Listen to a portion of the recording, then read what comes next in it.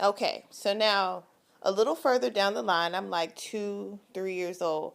I recall we were living in Park Place. Okay, so I have snippets of this, and I do mean snippets, like still snippets, not little, Anyways, we were living in Park Place, and this is after we were living with my grandparents, and she decided she wanted to be grown and try to get her own place. Well, when she was grown and got her own place, my grandmother, Brenda, was paying her rent. And I used to always wonder about this because my grandma never even paid my aunt QRL's rent. She wasn't helping her in any financial aspects at all, like none. So I used to wonder, like, what the hell could have you potentially helping this woman? And it couldn't just be because she had a child, because she was able to stay where she was for free. You know what I'm saying? The only thing she couldn't do was do drugs and huckabuck. And I'm guessing that that was the reason that she was afforded the apartment. Because what I do remember about my mother in this time frame, unfortunately, I was around a lot of people who did a lot of drugs.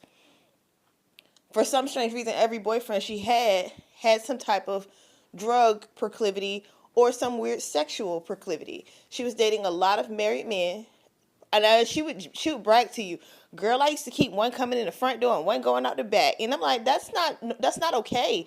Because what was you to do if, as he's going out the back, his wife knocking on the front door? And this happens in real life all the time. So why would you play these games and your child is here, you know? She was dating dudes who was like kingpins and all kind of stuff, and your child is here, you know? She was dating dudes that was doing drugs in our house. She was dating dudes that was selling drugs from out of our house. She was dating people, again, who were married. She was dating people who she knew had diseases. She was dating anybody who pretty much would pay her attention or pay her money. And her favorite form of currency is attention. Okay? Which is dumb to me. If you ask me, I would rather have money, but hey, you go off, I guess. So this is when we start having stalkers and all kind of stuff going on. We got people trying to rip doors off of our houses and stuff because she was dating people who she knew were fucking wackadoodles.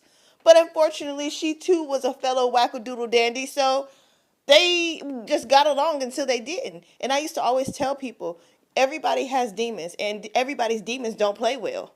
And when you figure out your demons don't play well, it's usually too late.